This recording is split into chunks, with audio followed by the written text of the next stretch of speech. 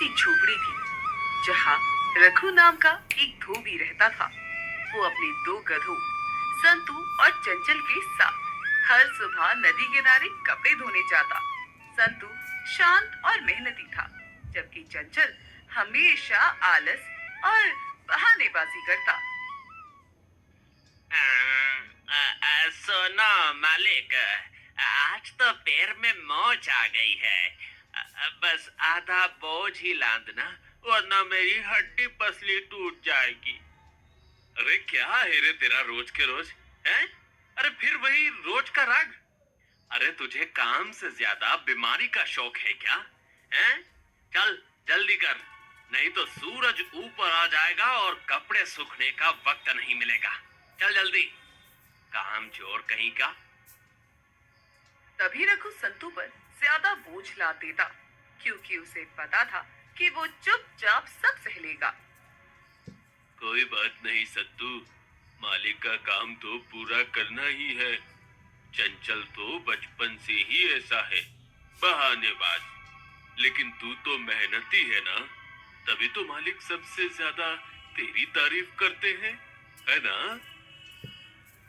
एक दिन गांव के मुखिया के बेटे की शादी थी और पूरे गांव के कपड़े धोने का ठेका रघु को मिला। इसलिए वो बहुत खुश था, पर चंचल उतना ही दुखी था। अरे बाप रे बाप, अरे कितना काम करना पड़ेगा मुझे। अरे इतना काम। अरे मालिक, हम दोनों की तो यही जान निकल जाएगी। अरे कम से कम 2 दिन का तो वक्त दो। हाँ?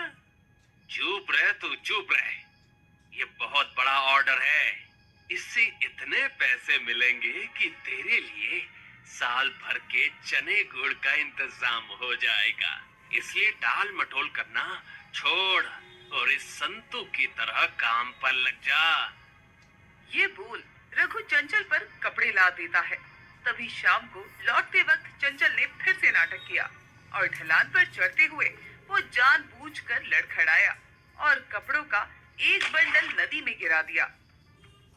अरे बाप रे, अरे फिसल गया मालिक, फिसल गया। अरे लग गए। अरे और सारा कपड़ा पानी में गिर गया। अबे महामूर्ख गधे, अरे ये क्या किया तूने? अरे इतने महंगे कपड़े गिरा दिए। अरे तुझसे काम ठीक से नहीं होता, उल्लू के पट्टे। ले ले संतू, बेटा इसके सारे कपड़ों का गट्ठर भी तू ही लाद ले। तभी गुस्से में रघु ने बाकी का सारा बोझ संतू पर लाद दिया। संतू के पैर कांप रहे थे, पर उसने कुछ नहीं कहा। तभी अचानक एक तेज चटाक की आवाज आई और संतू जमीन पर गिर पड़ा। चल। अबे संतू, संतू क्या हुआ तुझे? जल्दी उठ यार, अभी घर पहुंचना है, उठ ना। पर संतू ने हिलने की कोशिश भी नहीं की। उसकी आंखें बंद थी। रघु ने उसके मुंह पर पानी छिड़का, पर कोई फायदा नहीं हुआ, क्योंकि संतू थकान और बोझ से दम तोड़ चुका था। नहीं, ऐसा नहीं हो सकता संतू। संतू, तू मुझे छोड़कर कैसे चला गया संतू?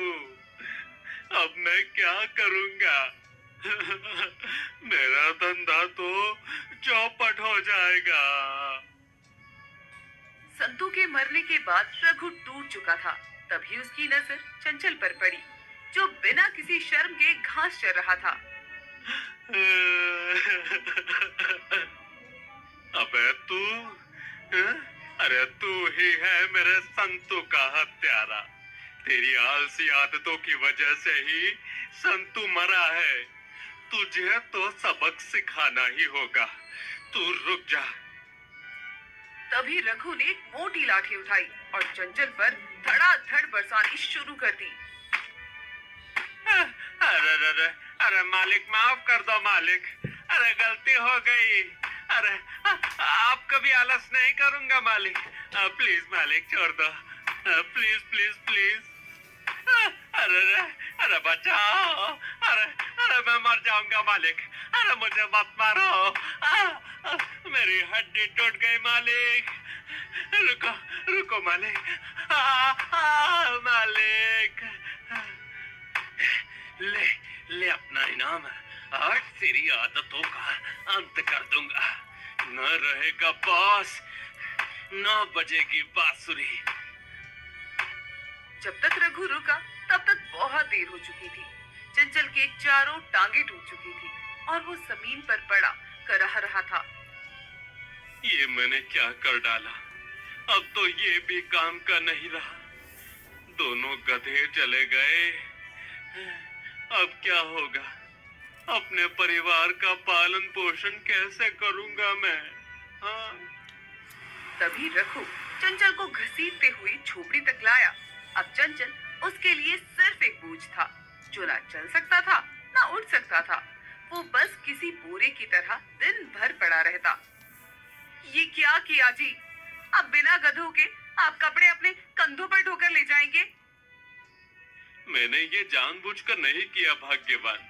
इस आलसी की वजह से हमारा प्यारा संतू मर गया।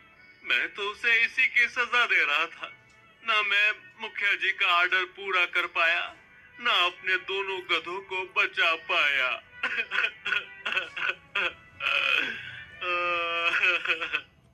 धीरे धीरे कई महीने बीत गए थे। रघु का छोटा सा धंधा अब पूरी तरह से मर चुका था। घर में अनाज का एक दाना नहीं था। कर्जदार दरवाजा पीट पीट कर जलील करते थे और बच्चे भूख से तड़पते हुए रोते थे। रघु का घमंड अब मिट्टी में मिल चुका था। मुखिया जी, बस बस इस बार की बात है, थोड़ा सा ही उधार दे दीजिए। बच्चों ने 3 दिन से मुंह में कुछ भी नहीं डाला है मुखिया जी। हट जाओ सामने से रघु। तुम्हारी सुनने वाला अब इस गांव में कोई नहीं बचा। तुम्हारे पास देने के लिए कुछ भी नहीं है और लेने के लिए सिर्फ उधार है। जाओ यहाँ से। अरे मत आना मेरी दुकान पर रघु। अरे पिछले 100 रुपए अभी तक नहीं दिए और फिर से मांगने आ गया है? चल भाग यहाँ से, चल जल्दी। सब खत्म हो गया, सब कुछ। अब कहाँ जाऊं, क्या करूं? रघु खाली हाथ और टूटे हृदय के साथ अपनी झोपड़ी में लौटा, जहां उसका बीमार गधा चंचल एक कोने में दर्द से कराह रहा था। सुनते हैं जी, देखिए इस गधे को, ये सिर्फ दर्द ही झेल रहा है। जिंदगी में इसके लिए कोई जगह नहीं बची, ना हमारे लिए और ना ही इसके लिए। क्या कर सकते हैं भाग्यवान? भाग्य ही कुछ ऐसा है, कोई रास्ता नहीं है। एक रास्ता है, एक ऐसा रास्ता जिसके बारे में किसी ने सोचा भी नहीं होगा। ये जिंदा है तो सिर्फ हमारे लिए बोझ है। मरने के बाद इसकी लाश सड़ेगी, लेकिन अगर इसका गोश्त, इस गधे का गोश्त हम इस्तेमाल करें और इसकी बिरयानी पकाकर बेचे तो हम एक नया धंधा चालू कर सकते हैं। अरे अरे क्या कह रही हो तुम? पागल तो नहीं हो गई? ये कैसी शैतानी बात कर रही हो? अरे अरे गधे की बिरयानी कैसे बना सकते हैं, वो भी बीमार गधे की? माना ये दुष्ट था, लेकिन ये मत भूलो बचपन से ये हमारे साथ हमारे बच्चों की तरह पला बड़ा है। शैतानी नहीं, जिंदगी की मजबूरी है जी। देखिए अपने बच्चों को, भूख के मारे उनके पेट में चूहे दौड़ रहे होंगे। क्या आपकी इज्जत, आपका धर्म, आपके बच्चों की एक रोटी से भी ज्यादा कीमती है? रघु ने अपने बच्चों की ओर देखा, उनके पतले भूख से सूखे चेहरे, और उसने उन लोगों का चेहरा याद किया जिन्होंने आज उसे जलील किया था। उसकी आंखों में एक अजीब सा जुनून उतर आया। वो सब कुछ भूल गया, बस बच्चों की भूख उसे दिखाई दे रही थी। ठीक है, जो करना है करो। एक छुरी लाओ, अभी इस चंचल को इस दर्द से हमेशा हमेशा के लिए आजाद कर देता हूँ। तभी अगले दिन गांव के चौराहे पर एक छोटी सी दुकान खुली, जिस पर एक टूटे हुए तख्ते पर लिखा था, रघु की खास हिमालयन बिरयानी, जिसका स्वाद सब बिरयानी से अलग था। थोड़ा कड़क, लेकिन जबरदस्त खुशबूदार। अरे वाह, ये कैसा गोश्त है भाई रघु, बिल्कुल अलग, जैसा कभी खाया ही नहीं भाई। ये हिमालय की इच्छाधारी मुर्गी है भाई साहब। बहुत दुर्लभ है, जड़ी बूटी खाकर जिंदा रहती है। अरे इसे पकड़ना बहुत मुश्किल है।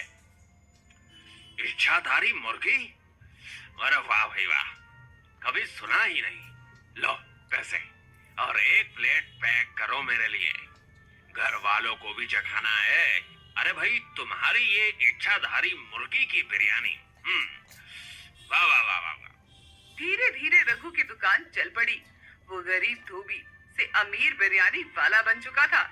तभी उसने नए कपड़े खरीदे, अपना घर ठीक करवाया और वही गांव वाले जिन्होंने उसे पहले धुतकार कर भगाया था, अब उसकी चापलूसी करते थे।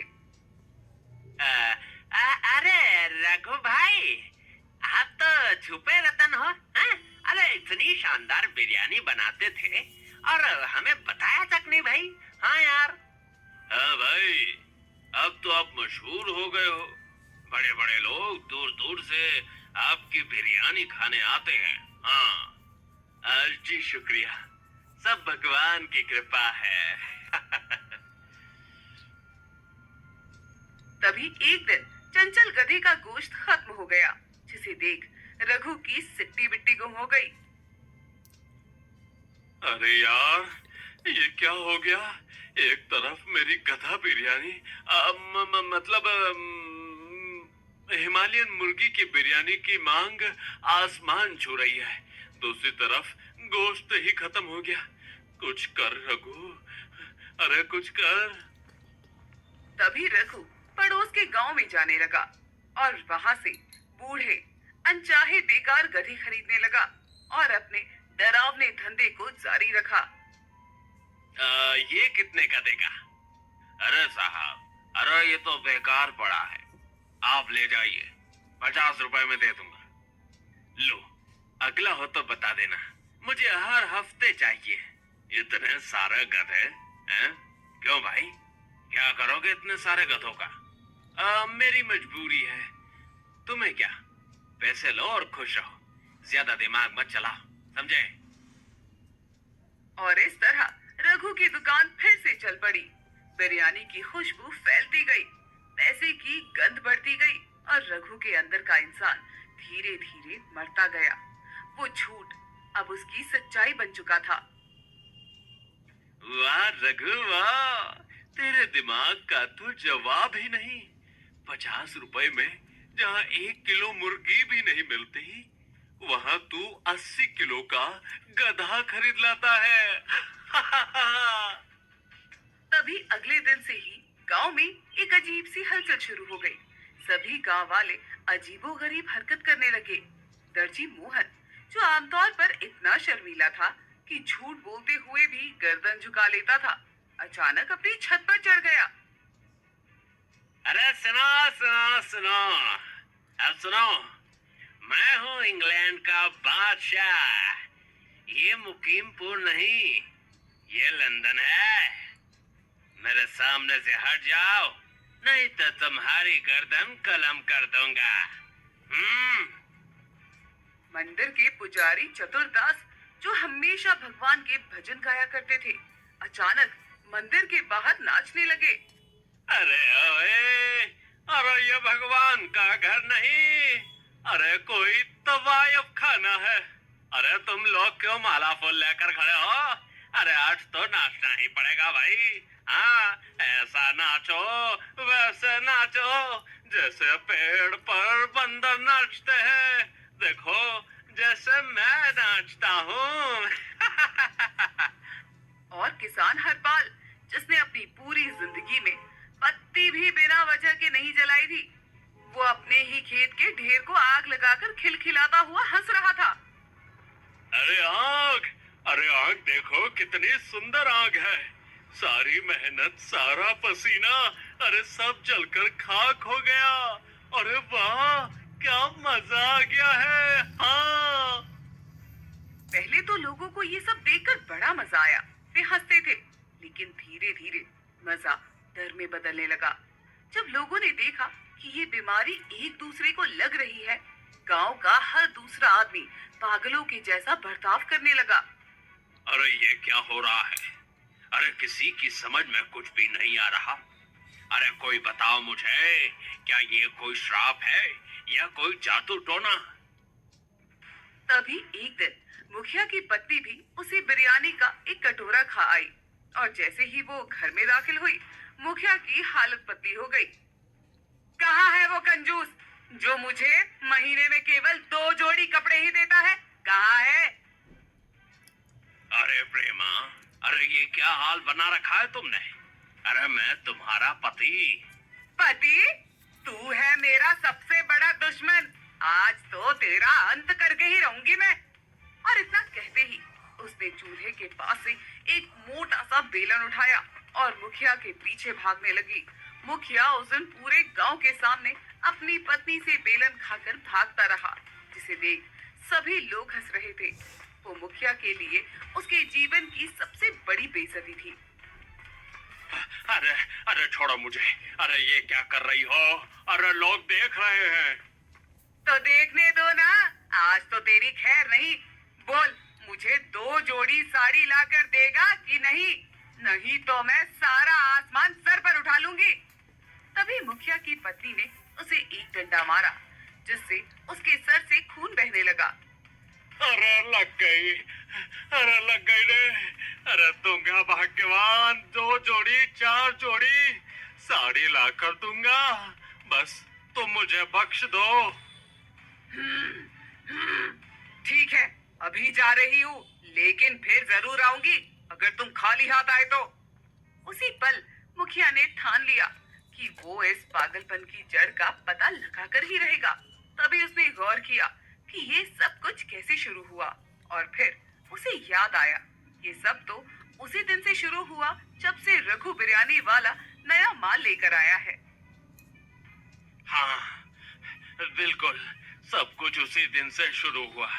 इसका मतलब वो रघु ही है इन सब की जड़। तभी मुखिया रघु की दुकान के आसपास छुपकर नजर रखने लगा, लेकिन उसे कुछ खास नहीं मिला। तभी उसकी नजर शराब की दुकान पर पड़ी, जहां एक आदमी जोर जोर से हंस रहा था, और वो कोई और नहीं बल्कि उनका पुराना दोस्त बाबा जलालुद्दीन था। अरे जल्लाल, इतने दिनों बाद दिखाई दिए और इतना जोर जोर से हंस क्यों रहे हो? ऐसे मानो तुम्हें कोई खजाना मिल गया हो। ओए बलवंत, तू है? हंसू नहीं तो क्या रोऊं? आज मैं आजाद हो गया हूँ, उस शैतान के जंगल से आजाद। किस शैतान से भाई? अरे क्या बात कर रहे हो? अरे वही पागल गधा जिसने मेरी जिंदगी नरक बना रखी थी। महीनों से मैं उसे बेचने की कोशिश कर रहा था, लेकिन कोई लेने को तैयार नहीं था। आखिर उस मूर्ख रघु बिरयानी वाले ने उसे सस्ते में खरीद लिया। अब वो शैतान उसकी मुसीबत बनेगा। हाँ, क्या कहा तुमने? पागल गधा? अच्छा, तो सारा मांजरा ये है। रघु ने पागल गधे का मांस बेचकर पूरे गांव को पागल कर दिया। इसका मतलब वो कोई हिमालयन बिरयानी नहीं बल्कि गधा बिरयानी है। अरे हाँ बिल्कुल, उसने सोचा सस्ता माल मिल गया, लेकिन पता नहीं था कि ये सस्ता माल उसकी जिंदगी का सबसे महंगा साबित होगा। ये सुन मुखिया को जैसे बिजली का झटका लगा। उनका चेहरा गुस्से से लाल हो गया, और उसने तुरंत ही गांव के सभी लोगों को चौक में इकट्ठा होने का आदेश दिया।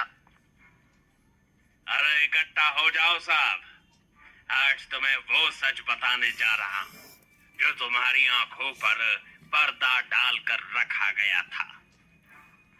लोग इकट्ठा हुए। कुछ अभी भी पागलपन की हालत में थे, कुछ डरे हुए थे, और कुछ उत्सुकता से मुखिया की तरफ देख रहे थे। मुखिया ने रघु को बीच में खड़ा कर दिया। इस आदमी ने, इस रघु बिरयानी वाले ने तुम सबको बेवकूफ बनाया है। इस लालची व्यक्ति ने तुम्हें एक पागल गधे का मांस खिलाया है। जी हाँ, एक पागल गधे का मांस, जिसकी वजह से आज तुम्हारे भाई, तुम्हारे बाप, तुम्हारे बेटे पागल खाने में रहने को मजबूर हैं। अरे क्या? अरे पागल गधे का मांस? अरे इसका मतलब इतने दिनों से हम पागल गधे की बिरयानी खा रहे थे।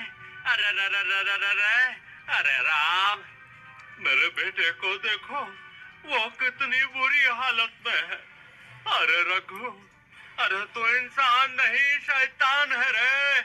अरे शैतान है तू। तभी लोगों का गुस्सा एक ज्वालामुखी की तरह फट पड़ा और सारी भीड़ हिंसक हो उठी। मारो इसे, इस कसाई को, इसे जिंदा जला दो। तभी लोगों ने रघु की दुकान पर हमला बोल दिया, बर्तन तोड़े, चूल्हा उखाड़ फेंका, सारा सामान बर्बाद कर दिया। रघु को बाहर खींच कर लाए और उसे बुरी तरह पीटना शुरू कर दिया। अरे अरे अरे माफ कर दो, अरे मुझे माफ कर दो। मैं नहीं जानता था, वो बूढ़ा व्यक्ति मुझे बेवकूफ बनाकर चला गया। अरे तू नहीं जानता था? तेरी लालच की वजह से आज मेरा बेटा पागल हो गया है। ये ले, अपने लालच का स्वाद रख। एक ही पल में रघु की दौलत, उसका रुतबा, उसकी इज्जत, सब कुछ मिट्टी में मिल गई।